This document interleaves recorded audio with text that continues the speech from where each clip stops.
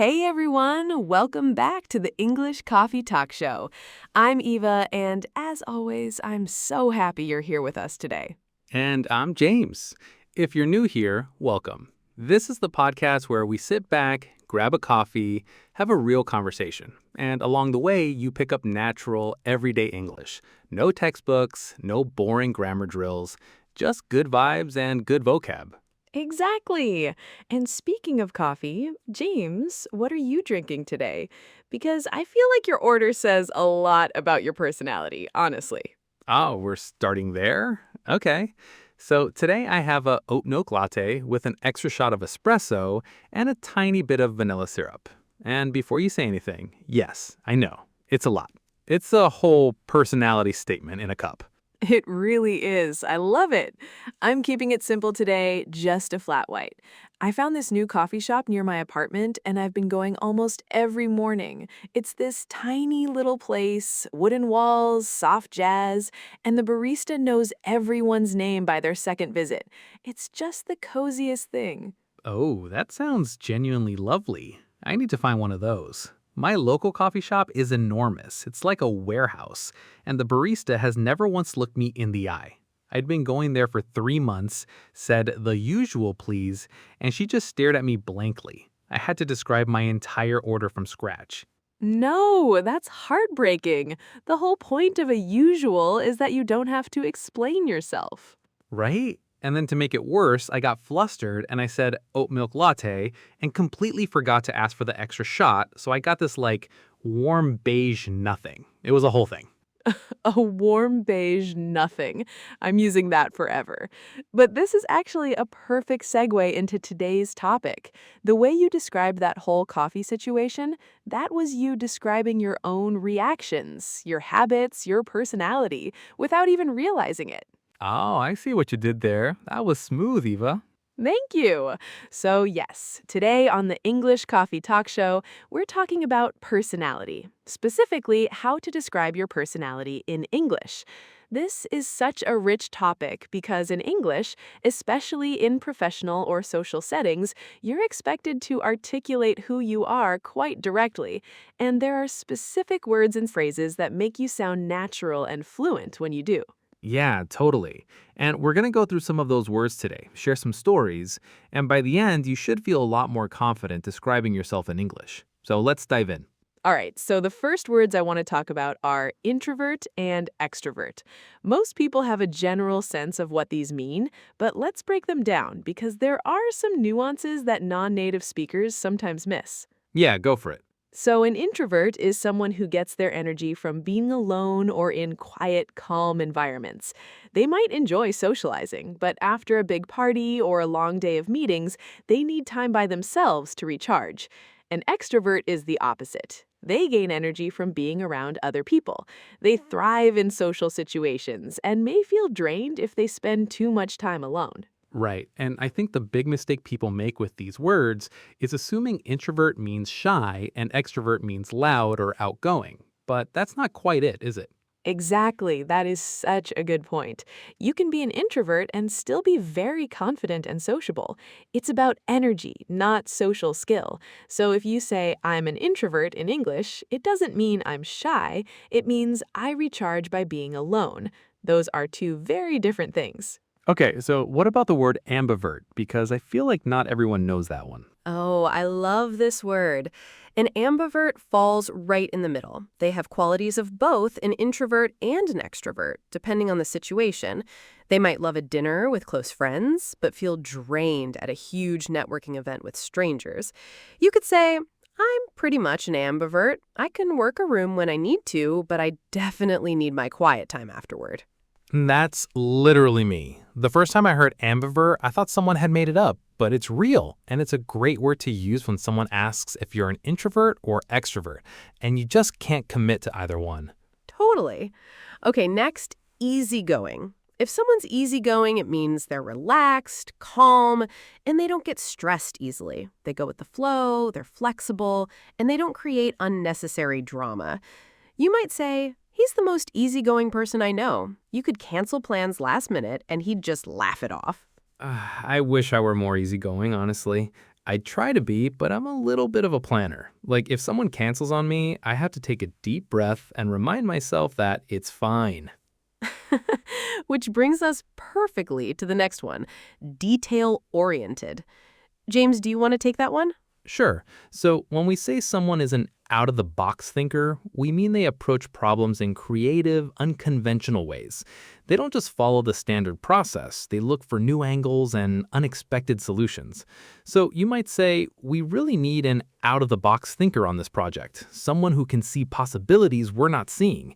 And honestly, it's one of the most common phrases you'll hear in job interviews and professional settings. Yeah, and it's almost become a cliche in interviews. So if you use it, pair it with a real example. Don't just say, I'm an out-of-the-box thinker. Say what that actually looked like. Give a story. That's what makes it land. Great advice. Now, the next pair, stubborn versus resolute. These two words describe similar behavior, but they carry completely different feelings. Oh, yes, this one is so important. If someone is stubborn, it means they refuse to change their opinion or behavior, even when it's probably should. It's seen as a negative trait. He was so stubborn, he wouldn't listen to anyone's advice, even when it was clearly good advice. It implies a kind of rigidity that comes from ego or resistance, not because of good reasoning. Right, right. But resolute, now that's a positive word. If you're resolute, you're determined and firm because you've thought things through and believe in what you're doing. She was resolute in her decision to start her own business, even when people said it was too risky. Stubborn is negative, refusing to change for no good reason. Resolute is positive, standing firm with real conviction and purpose. And I think the lesson here is call yourself resolute, not stubborn. No one in a job interview has ever won points by saying, my greatest strength is that I'm incredibly stubborn. Please don't do that. Okay, two more for our vocabulary section. Empathetic and reliable. Empathetic means you can truly understand and share another person's feelings, not just feeling sorry for them, that's sympathy, but actually putting yourself in their shoes. You could say, she's one of the most empathetic people I know. She always makes you feel truly understood. And the tricky thing is, a lot of learners confuse empathetic with sympathetic. Sympathy is feeling bad for someone from the outside. Empathy is feeling what they feel from the inside. Big difference. Exactly right. Reliable and dependable are close synonyms. Use either one. If you're reliable, people know they can count on you. You do what you say, you show up, you follow through. He's the most dependable person on our team. If he says it's done by Friday, it's done by Friday. Being described as reliable is honestly one of the highest compliments you can receive professionally. Totally agree. I think reliable is underrated. People always want to be called brilliant or creative, but reliable? That's the person everyone actually wants on their team. 100%. Okay, so those are our main vocabulary words for today. And speaking of personality, I want to share something a little personal because it connects to this idea of introverts and ambiverts and how personality can shift over time. Oh, I'm intrigued. Go on. So growing up, I was genuinely one of the most introverted kids you'd ever meet. I preferred books to parties. I had maybe 2 or 3 close friends. And in school, this is so vivid in my memory, I used to sit near the back of the classroom, specifically so the teacher was less likely to call on me. Oh, the strategic seating. That's classic introvert behavior. Completely. And I never raised my hand. Even if I knew the answer, I'd just sit there quietly, hoping someone else would say it, because the idea of having everyone look at me was just, no thank you. I had tons of ideas. I just kept them to myself. So what changed? Because you are clearly not like that now. So there was this one moment. I was about 17, and my school organized a trip to France for 2 weeks as part of a language program. It was the first time I traveled somewhere where I didn't speak the language fluently, didn't know anyone well, and couldn't rely on my usual habits to hide behind. Oh, wow. That sounds intense. Were you scared? Terrified. The first 3 days, I barely spoke to anyone. But then there was this other girl in our group, Camille, who was incredibly warm and friendly and just kept pulling me into conversations. And one night, we all had dinner outside at this long table, and I made a joke, something small and silly, and everyone laughed. And I thought, oh, this is actually okay. That's such a lovely moment. Did that change how you saw yourself? It really did. Not all at once, it was gradual. I came back from that trip and started pushing myself a little more. I sat nearer the front in class, spoke up more, even joined a debate club, which terrified me. And over the next few years, I became someone who could walk into a room of strangers and feel okay. That's incredible, Eva. But do you still feel like an introvert at your core? Honestly, yes, partly. After a big social event, I still need a quiet evening to recover. But I can also genuinely enjoy being social, especially in smaller groups. And that's when I realized I'm not a true introvert anymore. I'm more of an ambivert, somewhere in the middle. And that feels more true to who I am than either label on its own. I love that. And the lesson for our listeners is that your personality isn't fixed. It can grow and expand. The words you use to describe yourself can change, and that's a beautiful thing. Okay, my turn. I have a story that is considerably less heartwarming and a lot more awkward. Oh, I am very ready for this. So, a few years ago, I was interviewing for what felt like a dream job, a communications role at this creative agency I'd admired for ages. I'd done all the prep, I knew their campaigns, I knew their clients, I had smart answers for every question I imagined they'd ask. Except for one. Oh no, let me guess. Tell me about your strengths and weaknesses. The exact one. The most classic interview question in the world, and I completely fell apart. So the interviewer asks it, and I go, I'm not exaggerating. I genuinely said, I'm a people person who is also very good with details, and I work really hard, and I think outside the box. All in one breath, no pauses, just this rush of empty phrases strung together like I was reading off a bad resume. Oh, James. I know, I could feel it going wrong as the words were coming out of my mouth. The interviewer had this look, very polite, but you could tell she was thinking, this is going to be a long interview. And then she asked, and what would you say is your greatest weakness? And I panicked, and I said, are you ready?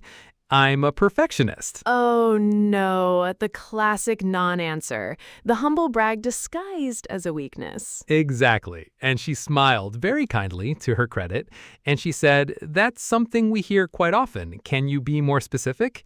And I just sat there like a man with no more words. I had used all of my words. There were none left. So what do you think you should have said, looking back now? So much better things. Instead of that word salad, I should have said something like, I'm genuinely detail-oriented. In my last role, I proofread everything before it went out and caught errors that saved us from some embarrassing moments.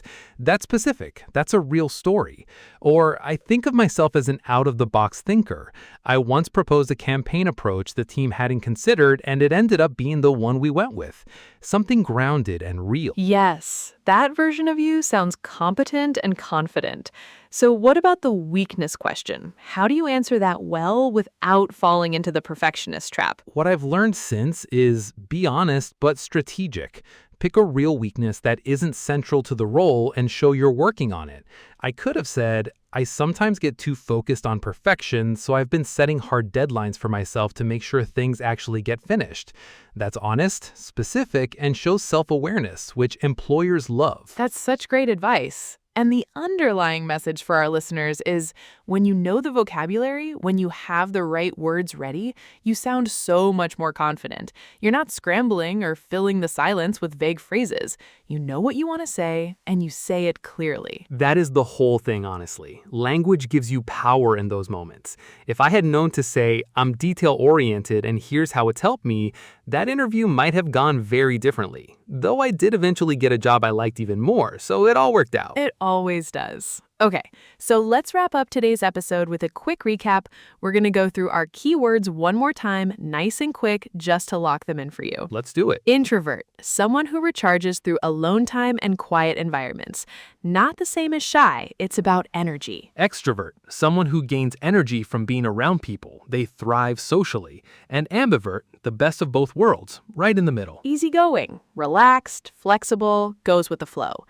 Detail-oriented. You pay close attention to the small things and care about accuracy. Out-of-the-box thinker, someone who comes up with creative, unconventional ideas and solutions. And remember, always back it up with a real example. Stubborn versus resolute. Stubborn is refusing to change for no good reason. Negative. Resolute is being firm and determined because you have real conviction. Very positive. Use resolute. Empathetic. You truly understand and share other people's feelings, much deeper than sympathetic. And reliable or dependable. People can count on you. You do what you say. Honestly, one of the most powerful things you can be called. Love it. So here's your listener challenge for this week. Describe yourself using at least 3 words from today's episode. Write it in a journal, say it out loud, or try using these words when you introduce yourself to someone new. Something like, I'm pretty easygoing, quite detail-oriented at work, and fairly empathetic. The more you use these words in real contexts, the more natural they'll feel. Yes, please do that. And if you want to share, come find us. We love hearing from listeners. It genuinely makes our day. And if you enjoyed today's episode, please subscribe so you never miss a new one. We put out new episodes regularly, each with a brand new topic, conversation, and vocab you can actually use. And if you have a moment, please leave us a rating and review. It really does help the show reach more people who are working on their English, and that's exactly what we're here for. Every review means the world to us. All right, that's all from me for today. I'm gonna go make myself another oat milk latte, the correct version this time, with the extra shot, and I will see you in the next one. Take care, everyone. And I'm going back to my cozy little coffee shop with my flat white. Thank you so much for spending this time with us. You are the reason we love doing this. Keep learning, keep growing, and remember, every conversation is a chance to find new words for who you are. We'll see you next time. Bye for now.